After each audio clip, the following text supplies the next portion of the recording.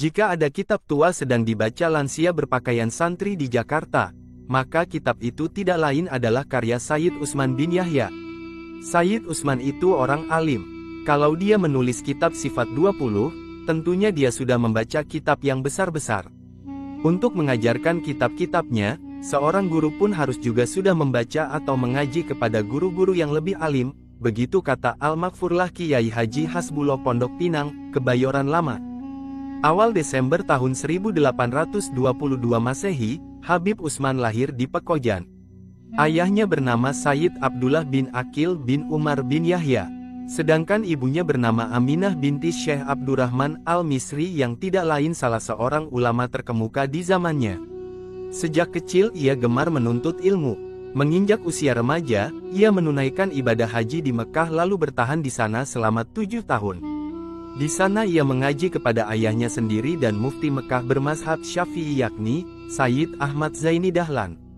Pada 1848 Masehi Sayyid Utsman bergerak menuju Hadramaut. Di negeri ini ia berguru kepada Habib Abdullah bin Umar bin Yahya, Habib Hasan bin Soleh Al-Bahar, Syekh Abdullah bin Husain bin Tahir, dan Habib Alwi bin Sagaf Al-Jufri. Lepas dari Hadramaut, ia melanglang buana mengejar ilmu ke sejumlah negeri. Di antaranya adalah Mesir, Tunis, Istanbul, Persia, dan Syria. Kemudian, pada tahun 1862 Masehi, Sayyid Utsman tiba di tanah air.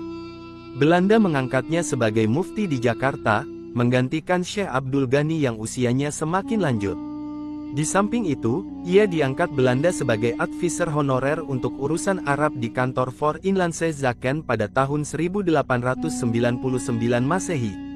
Di sini ia ditempatkan sebagai penasihat pemerintah kolonial untuk urusan agama, bergaul dengan Snouck Gronye, K.F. Holle, dan L.W.C. van den Berg.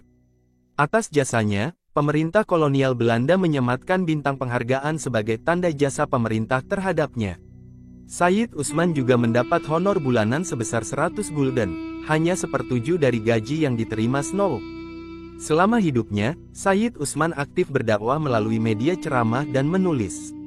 Ia membuka majelis taklim di kediamannya di Bilangan Petamburan. Sementara produktivitasnya tidak perlu disangkal. Karyanya banyak sekali dicetak dan menjadi rujukan beragam masyarakat Jakarta karena menggunakan bahasa masyarakat Arab Melayu. Selain itu, Sayyid Utsman tidak jarang terlibat polemik terbuka dengan ulama lain misalnya dengan Syekh Ahmad Khatib Minangkabau perihal 2 masjid di Palembang. Polemiknya diwujudkan dalam bentuk sebuah karya untuk menjawab atau mementahkan pandangan ulama lain dengan dasar argumentasi yang kuat.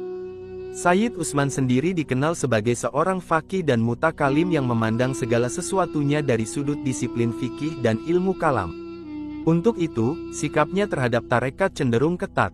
Ia hanya mengakui tarekat-tarekat muktabaroh yang sesuai syariah saja seperti tarekat yang diajarkan Syekh Junaid Al-Baghdadi, Sadatul Alawiyin, Ghazaliyah, Qadiriyah, Naksabandiyah, Halwatiyah, juga Rifaiyah. Menyadari rendahnya pemahaman agama umumnya masyarakat, Sayyid Utsman melarang pelajaran tasawuf di kalangan awam. Pasalnya dapat membawa kemudaratan atau salah paham. Begitu juga dengan ilmu kalam. Dengan mengutip Az-Zawajir karya Ibnu Hajar, ia dalam Sifat 20-nya melarang keras orang belajar ilmu kalam terlampau tinggi karena khawatir tergelincir paham. Sayyid Utsman sangat berjasa dalam peningkatan pemahaman masyarakat Betawi, khususnya terhadap ilmu syariah melalui karya tulisnya yang berbahasa Arab Melayu. Tidak kurang dari 120 karyanya dicetak dan disebarluaskan. Sebagian darinya berbahasa Arab. Karyanya menyentuh pelbagai isu yang berkembang di masyarakat mulai dari kisah Rasul, akidah, fikih haji, fikih sembahyang, adab di rumah tangga, kumpulan doa keseharian, tajwid, gramatika, falak, kamus, geografi, silsilah para nabi, hukum perkawinan, silsilah alawiyah, tarekat-tarekat muktabaroh, dan isu lainnya.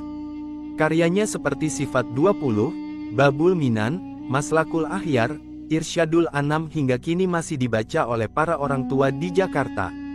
Bahkan kitab Zuhral Basim yang memuat kisah hidup Nabi Muhammad SAW hingga dibaca setiap kali peringatan Maulid atau Isra di langgar-langgar di Jakarta. Muridnya yang kemudian menjadi ulama besar ialah Guru Mukni Kuningan dan Habib Ali Al-Habsyi Kuitang. Sayyid Utsman dipanggil Allah pada pertengahan Januari tahun 1914 Masehi dan dikebumikan di TPU Karet. Pada masa Orde Baru makamnya kena gusur. Pihak kerabat memindahkannya ke sisi selatan Masjid Al-Abidin, Sawah Barat, Pondok Bambu, Jakarta Timur. Dan itulah biografi singkat ulama besar Betawi, Al-Habib Utsman bin Yahya, Mufti Batavia. Semoga video ini bermanfaat, jangan lupa untuk subscribe, like, share sebanyak-banyaknya. Terima kasih, wassalamualaikum warahmatullahi wabarakatuh.